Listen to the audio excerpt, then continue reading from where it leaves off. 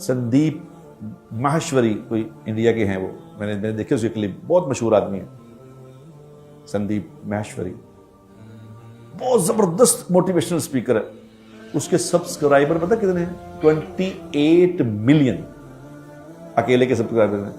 पाकिस्तान के सारे मोटिवेशनल स्पीकरों के मिलके इतने सब्सक्राइबर नहीं जिसको अकेले के, सारे मौलवियों के, सारे मुफ्तियों के, सारे मेरे जैसे लोगों के, जितने मर्जी इकट्ठे कर लो उतने नहीं है जितने वो अकेले के।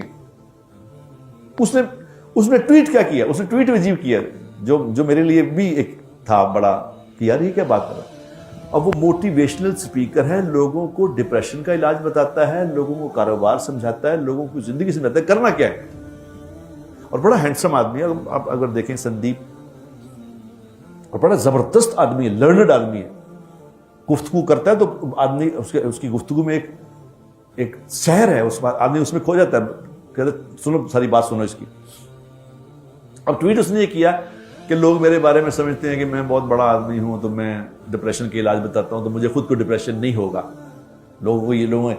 लेकिन मैं एक बात आपसे शेयर करना चाहता हूं कि कोविड के बाद से अब तक मैं शदीद डिप्रेशन में हूं, मुझे शदीद डिप्रेशन है और मैं मेडिसिन ले रहा हूं, डॉक्टरों से दवाई खा रहा हूं मेडिसिन उसकी डिप्रेशन की, और मेरा डिप्रेशन ठीक नहीं हो रहा। ये उसने ट्वीट किया खुद ही। उसने कहा मैं बताना है आपको इसलिए चाहता हूं कि आप किसी भूल में न रहें। ये भी अल्लाह ने उससे करवाया कि करो, तुम बताओ कि तुम भी डिप्रेशन में हो। अजीब बात नहीं। मैंने उससे कहा, कासिम अली शाह साहब से कहा, मैंने कहा शाह जी आप लोगों को इस बात की दावत दें, इस बात की दावत दें कि भाई तुम्हारे सारे डिप्रेशन और मसलों का हल कुरान में है, तुम कुरान पढ़ो। कुरान है वो किताब जो मुसलमान के लिए भी फायदेमंद है, गैर मुस्लिम के लिए भी फायदेमंद। जो गैर मुस्लिम भी कुरान पढ़ता है ना, उसको भी कुरान के अंदर से अपनी मसाइल का हल नजर आता है। ये बात है।